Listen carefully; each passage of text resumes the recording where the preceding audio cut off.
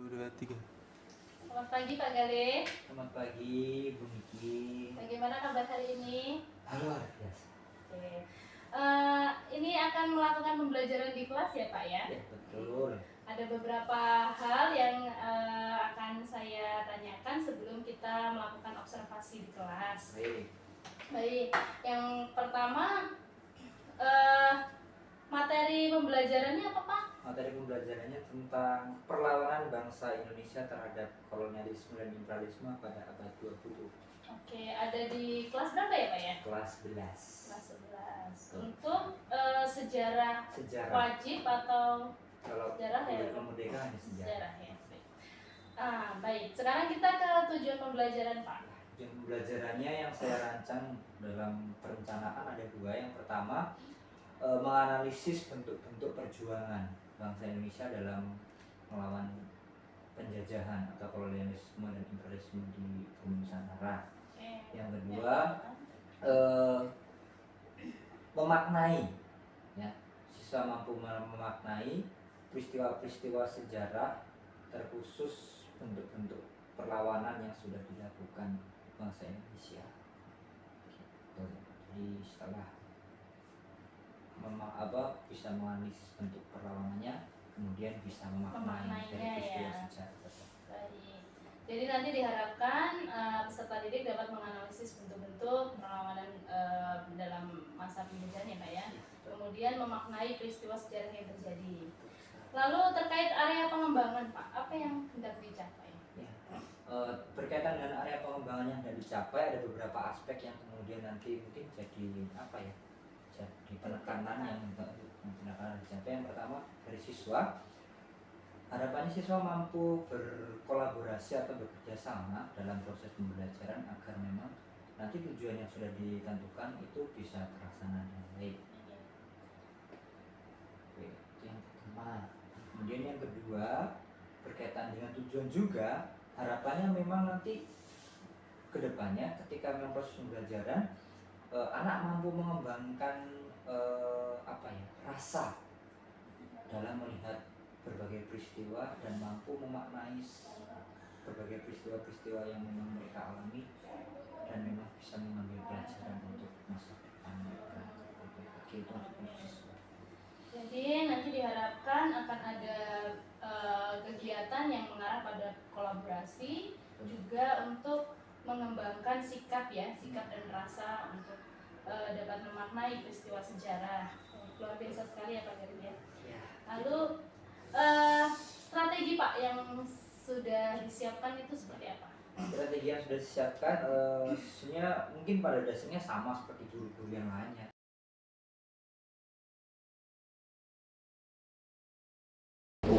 Oke, selamat siang semuanya.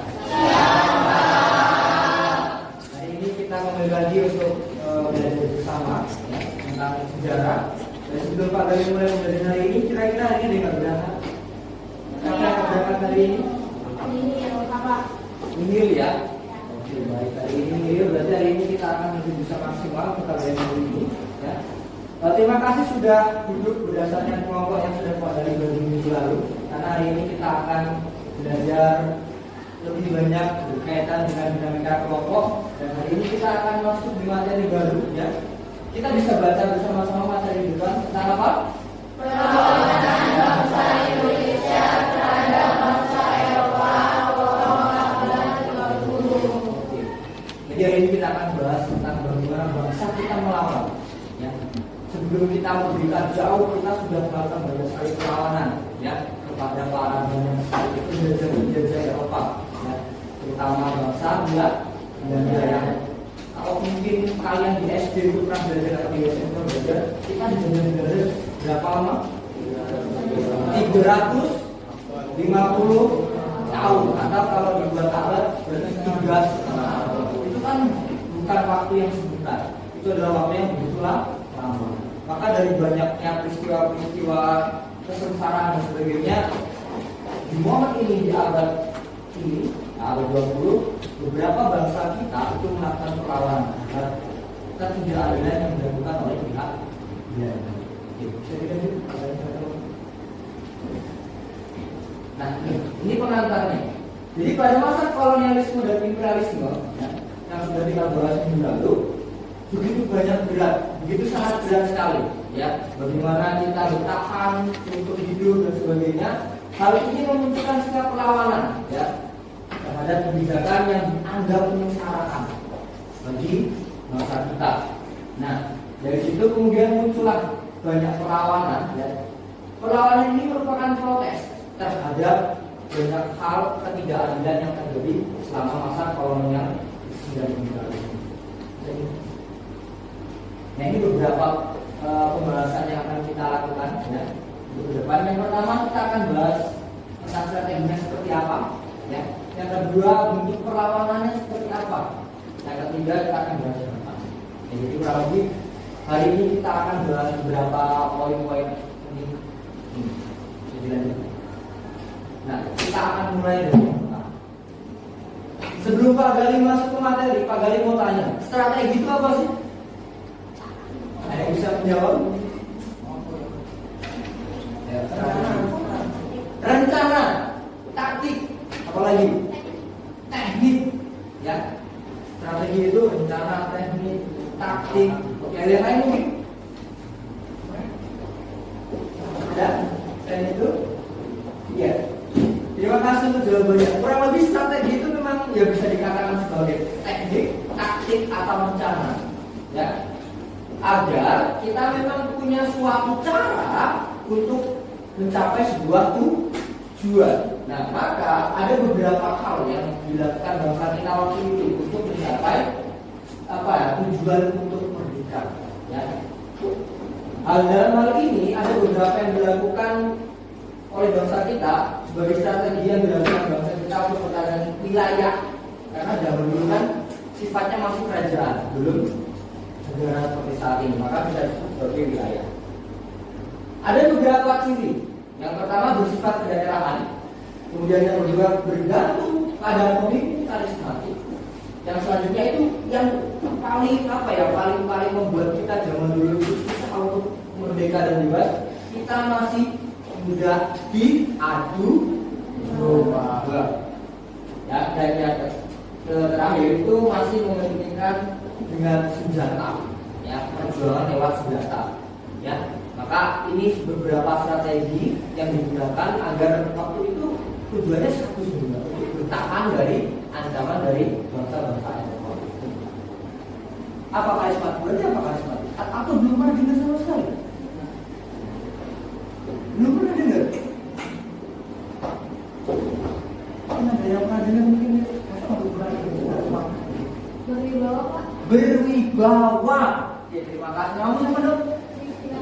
Oke, Kristina. Jadi karismatik itu orang-orang yang punya wibawa, punya kepribadian yang luar biasa, punya nilai kepemimpinan dalam dirinya. Ya. Dan ini terjadi. Kenapa ini bisa terjadi? Balik ke konteks awal. Karena waktu itu negara-negara atau daerah-daerah itu dipimpin oleh siapa? Raja. Ya, raja itu dianggap punya karisma untuk memimpin. Jadi kelemahannya adalah ketika seorang raja nanti memimpin perang, kemudian rajanya kalah, secara otomatis tidak ada panutan lagi. Akhirnya apa? Rakyatnya takut. Nah, terkadang mungkin ini terjadi dalam kehidupan kita sehari-hari ya. Kita punya orang yang kita percayai, punya karismatik, bisa dijadikan panutan. Ketika panutan kita tidak ada, kita semacam merasa kehilangan arah. Pernah ya seperti ini ya terjadi dalam kehidupan sehari-hari. Dan itu terjadi waktu itu kepada bangsa kita. Ketika rajanya perang, kemudian kalah, ditangkap atau mati, sudah selesai. Mereka kehilangan pemimpin yang dianggap sebagai sebagai panutan. Dan ini pun menjadi salah satu faktor kelemahan perjuangan waktu. Nah, dari contohnya di sini ada gambar terlihat dari belakangnya. Ini salah satu lukisan, ya, lukisan bagaimana menggambarkan penangkapan Pangeran Diponegoro, ya, salah satu bangsawan dari daerah Jawa, yang dimana beliau ini sangat sangat menentang atas banyak sekali ketidakadilan yang dilakukan oleh pemerintah kolonial zaman waktu itu, ya. Karena tidak tidak tanggung beliau, hanya beliau ditangkap ya, karena merasa Belanda Pangeran Diponegoro ini ancaman kalau kita biarkan ya. Karena apa ya, banyak sekali kenapa Pangeran Diponegoro ini kemudian melakukan dalam tanda petik perlawanan, karena yang pertama itu jadi Belanda itu membuat jalan itu di atas makam leluhurnya ya. Bagi Pangeran Diponegoro hal ini tidak masuk akal, karena itu makam leluhur kemudian dibuat jalan. Karena kan bagi budaya Jawa, makam itu kan salah satu tempat yang amat gitu ya, menandakan di situ ada orang meninggal, ya itu penanda lah di situ. Ketika itulah Belanda buat sebagai jalan, ya pasti akan marah. Itu ya, kemudian itulah salah satu kenapa kemudian Pangeran Diponegoro itu melakukan perlawanan. Lepas memang ada unsur politisnya, kenapa Pangeran Diponegoro melakukan perlawanan. Oke, bisa dilanjutkan. Nah, yang ketiga, mengandalkan kekuatan senjata. Jadi pada saat itu masih perang pakai senjata, dan bisa kita baca ya sendiri ya. Kekuatan senjata yang digunakan hanyalah apa? Senjata tradisional. Mungkin di SD kalian diceritakan oleh gurumu bahwasanya bangsa Indonesia itu perang menggunakan bambu. Kira-kira masuk akal nggak perang pakai bambu runcing? Ya, coba. Kira-kira masuk akal nggak? Ada yang berpendapat ini? Kita itu perang merdeka pakai bambu runcing gitu. Kira-kira menurut masuk akal nggak? Masuk akal nggak? Kalau berupa dari sih ya masuk akal. Kenapa nggak masuk akal? Ya, bambu runcing tahu ya. Cuman bambu itu diruncingin, mungkin dia kalau dijadikan gimana? Perang pakai bambu runcing itu tidak. Ya kalau bambunya itu kadang kita kena bambu juga kan cuma apa ya? Ya lecet doang gitu kan. Kecuali kalau mungkin tombak belum masuk akal kita perang pakai tombak. Jadi memang perang waktu itu pakai alat ya, pedang, panah, yang senjata yang sifatnya tradisional. Sedangkan yang kita lawan mereka punya apa? Punya senapan, punya meriam, punya apa namanya? Punya senjata yang canggih daripada kita. Ya, bayangkan kalau kita hanya pakai bambu runcing, kita belum lempar bambunya, kita sudah dibom atau di meriam kita selesai. Jadi itu yang terjadi. Makanya ya susah kita untuk bertahan dari banyaknya penjajahan yang terjadi. Maka yang terjadi ya itu beberapa kalau ya. Dari sini ada pertanyaan? Cukup paham ya? Atau cukup ngantuk karena ini siang? Ya saya kira tetap fokus ya. Kalau mulai ngantuk ya buka apa-apa ya. Silakan. Bisa dilanjutkan? Nah ini yang sangat membuat bangsa kita itu susah untuk bebas dari penjara. Ya, bisa dibaca bersama-sama. Mudah untuk mudah untuk diadu. Tahu adu domba maksudnya ya? Ada yang bisa menjelaskan mungkin kalau apa itu adu domba? Adu domba itu bukan berarti dombanya diadu. Ada yang bisa menjelaskan maksud adu domba? Boleh? Mudah dihasut, mudah dipengaruhi, ya. Atau dalam bahasa Belandanya politik divide et impera. Ya, ini dilakukan Belanda sangat begitu efektif. Akhirnya apa? Kerajaan satu dengan kerajaan yang lainnya saling serang menyerang. Ya, ini dilakukan Belanda sangat sering sekali di Indonesia. Bahkan pada diambil contoh ini ada salah satu perjanjian yang dilakukan oleh Mataram. Ya, ini suratnya seperti ini. Ini suratnya seperti ini. Ini perjanjian Giyanti namanya. Ya. Jadi dulu itu Mataram itu merupakan kerajaan terbesar di Jawa ketika masa Islam modern. Ya. Kerajaan terbesar. Tapi gara-gara politik divide et impera, akhirnya Mataram pecah menjadi dua. Ya. Jadi Kesultanan Yogyakarta dan Kasunanan sudah kalah. Ya. Jadi adu domba itu ya, karena Belanda memang memainkan peranan di situ. Ketika memang satu dihapus dan sebagainya, pisah dan sebagainya ya. Bahkan ketika waktu itu memang ya akhirnya terpecah mereka menjadi tiga. Bahkan pada perkembangannya nanti tidak hanya pecah jadi dua, jadi tiga. Ada memang jadi dua. Dan yang sampai sekarang masih ada ya berarti Surakarta atau yang mungkin dikenal Solo dan Jogja. Jadi itu salah satu bentuk yang dilakukan untuk menguasai wilayah itu. Jadi kurang lebih seperti itu yang dilakukan. Ya, bisa dilanjut. Nah, ini ada beberapa bentuk perlawanan daerah. Ya, saya kira ini nanti menjadi bahan diskusi kita bersama. Ya, bisa di next lagi ada beberapa contoh. Nah ini ya, ada perlawanan Raja Umar, ada Aceh gitu ya. Nanti kita bahas bersama-sama dalam diskusi kelompok. Bisa dilanjutkan lagi. Nah ini ada beberapa perlawanan ya tadi Pangeran Diponegoro yang bisa dikenal sebagai Perang Jawa, bisa dikenal. Nah ya, Sultan Hasanuddin ya di Makassar sana ya, bahkan dia sampai mendapatkan julukan oleh pihak Belanda ayam jantan dari timur, karena kalau ayam jantan ya, ayam jantan itu kan kalau berkelahi dengan ayam yang lainnya itu kan sangat berani gitu kan ya, maka karena keberaniannya itu kemudian dia disebut sebagai ayam jantan. Sebenarnya, nah ini dari Bali ya, ada Ki Gusti Ketut Jelatik yang dimana memang dia melakukan banyak sekali perlawanan karena memang merasa Belanda itu melakukan kebijakannya secara semena-mena. Ya, jadi, nah sekarang tugas kalian untuk berdiskusi berkaitan dengan perlawanan. Ya, jadi kalau sudah siapkan di sini sudah siapkan sumber cerita, siapkan masing-masing, bisa ditulis nama kelompoknya. Ya.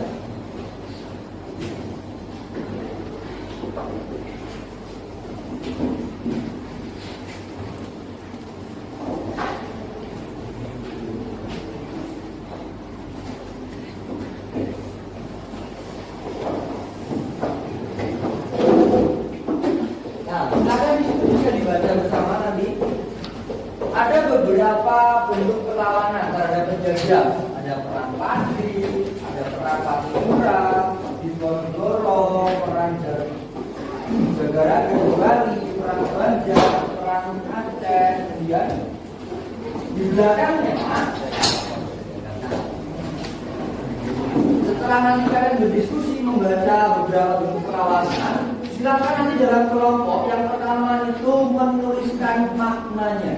Dari cerita-cerita atau yang sudah kalian baca itu kira-kira maknanya apa dari banyak perlawanan itu.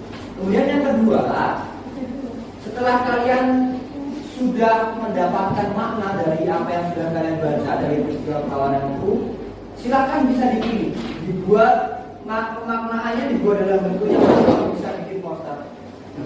Yang kedua bisa bikin puisi, atau yang ketiga dibuat sebuah peta konsep. Ya, sifatnya memilih dari tiga itu. Ya. Nah silakan kalau mungkin nanti mau buat peta konsep atau poster, sudah saya sediakan kertas kosong belakangnya. Ya, silakan dimanfaatkan untuk membuat poster atau peta konsep.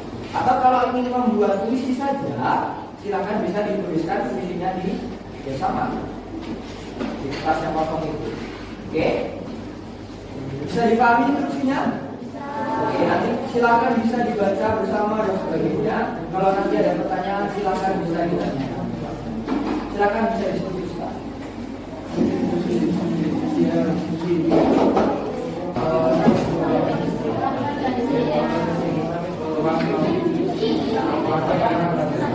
Oke, gimana?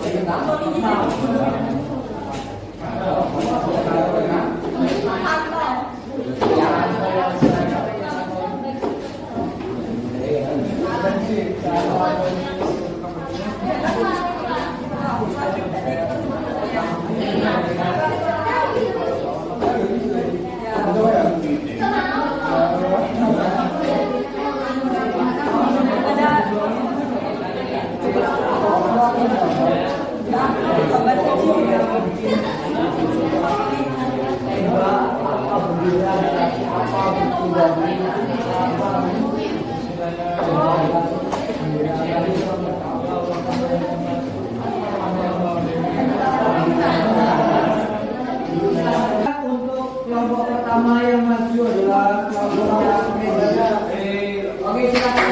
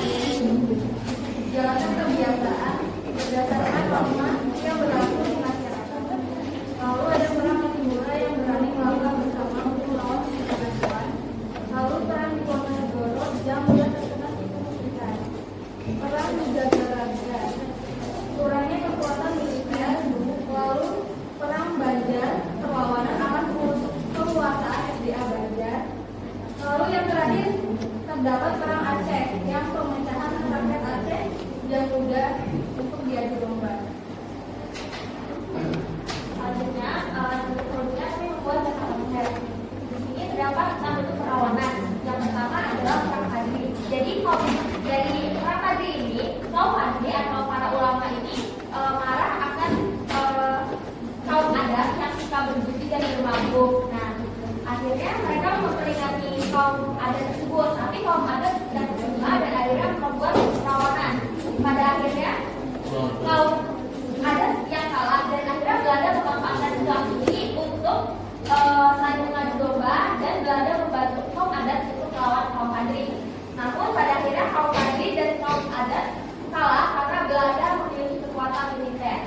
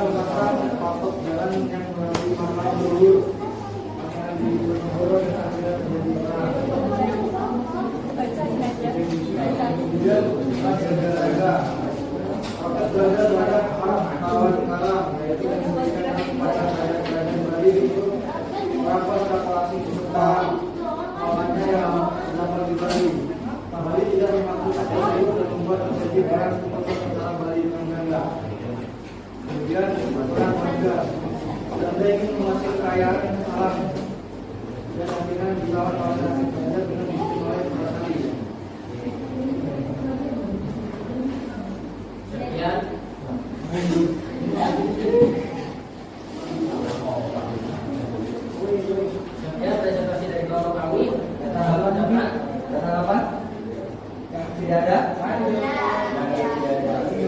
Silakan. Terima kasih. Kita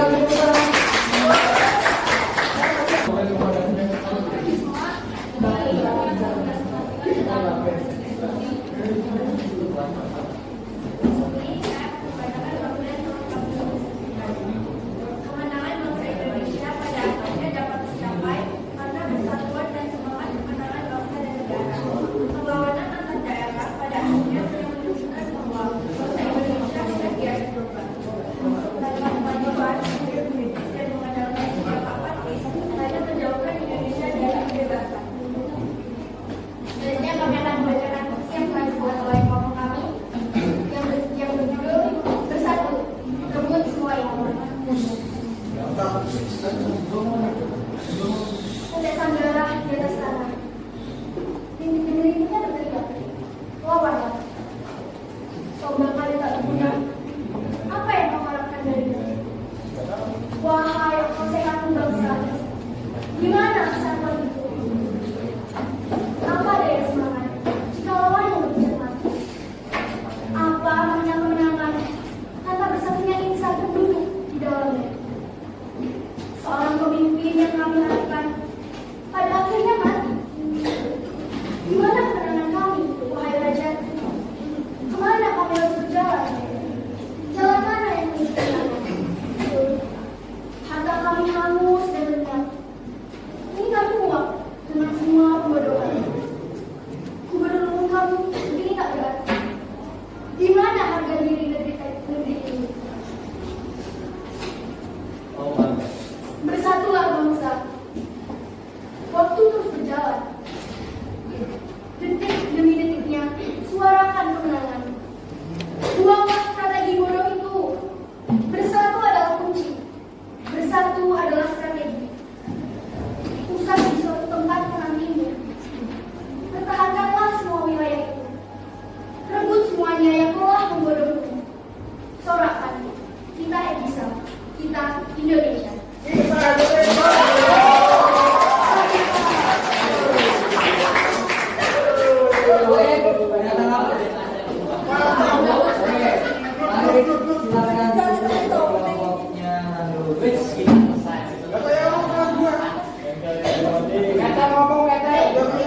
Sekian adalah presentasi yang dapat kami sampaikan. Kami dari dunia kami mohon maaf karena kesempurnaan tidak ada di kalian.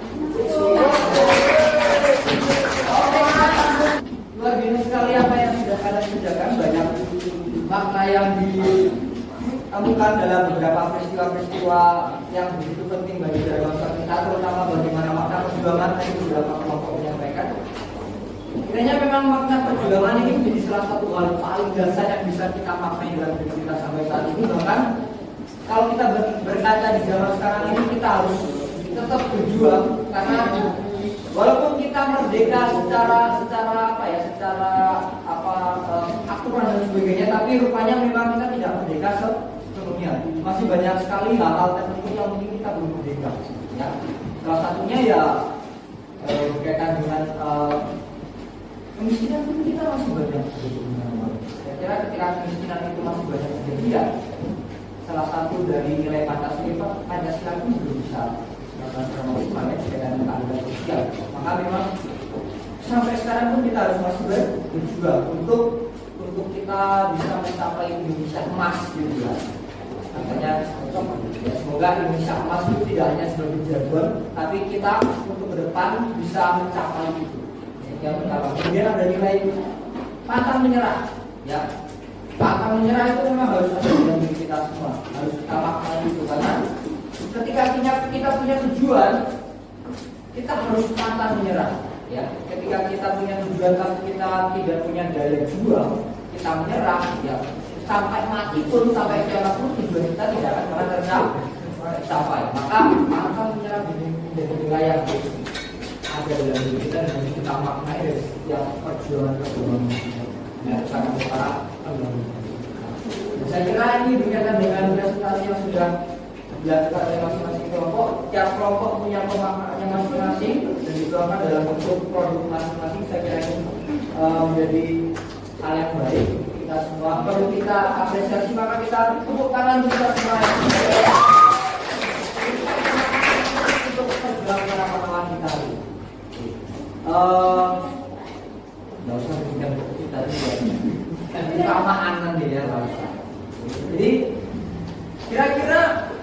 pelajaran apa yang bisa kita ambil dari pertemuan hari ini? Mungkin dari masing-masing kelompok ada perwakilan. Kelompoknya Dewa. Dewa. Pelajaran apa yang kita bisa ambil dari ini? Mau?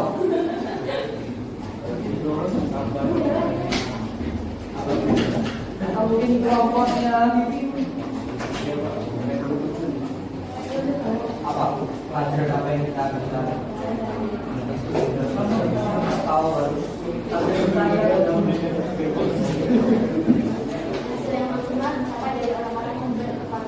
Oke, pelajaran hari ini dari kelompoknya mungkin adalah hasil yang maksimal bisa diambil, bisa dicapai dari orang-orang yang ada yang lain? Kelompoknya diam? Ada? Kita harus berani melawan kalau kita mengalami ketidakadilan. Oke, kita harus berani melawan kalau kita mengalami ketidakadilan. Sepakat ya? Sepakat. Kalau kita ditindas, kita harus melawan. Kok saya kok? Tadi dulu. Tidak ada perjuangan sia-sia. Tidak ada perjuangan sia-sia. Kita beri tepuk tangan.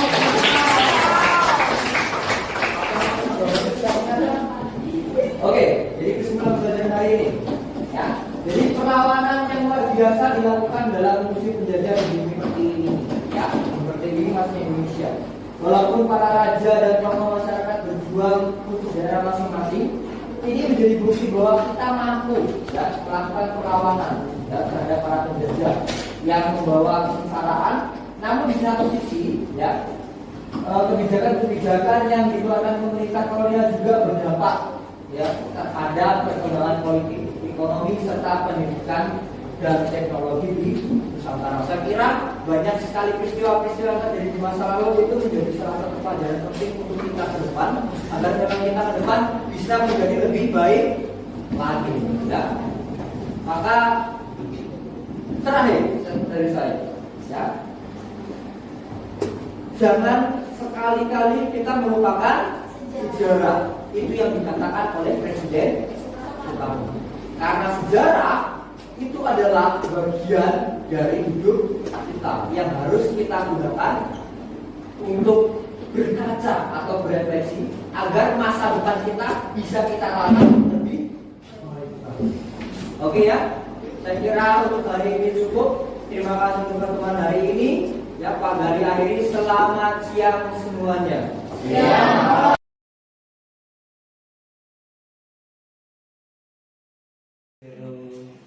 Baik, bagaimana tadi sudah melangsungkan pembelajaran ya, Pak Gari ya?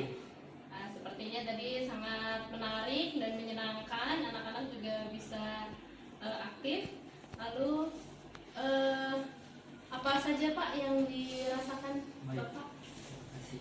Nah, jadi tadi setelah melakukan proses pembelajaran mungkin senang yang ya, karena walaupun memang nanti mungkin kita lihat dalam prosesnya ada beberapa hal yang memang perlu diperbaiki, tapi secara umum pembelajaran berjalan dengan baik karena terlihat dari beberapa aspek, terutama ketika memang area pengembangan yang di awal menjadi ketika di observasi itu kan kolaborasi yang memang di situ terlihat ketika proses diskusi anak-anak mampu bekerja sama dengan baik dalam diskusi, dan kemudian ketika presentasi hasil pun produk yang mereka buat juga mereka juga yang mempresentasikan dengan baik. Saya kira itu hal yang baik yang memang terjadi dalam proses pembelajaran yang sudah terjadi minggu lalu.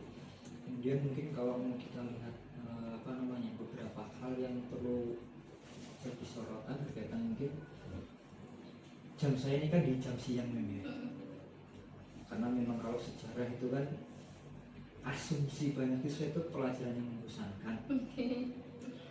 Dan maka ya sebenarnya itu salah satu hal yang kemudian kenapa saya pilih model pembelajaran kooperatif agar memang anak di kelas aktif.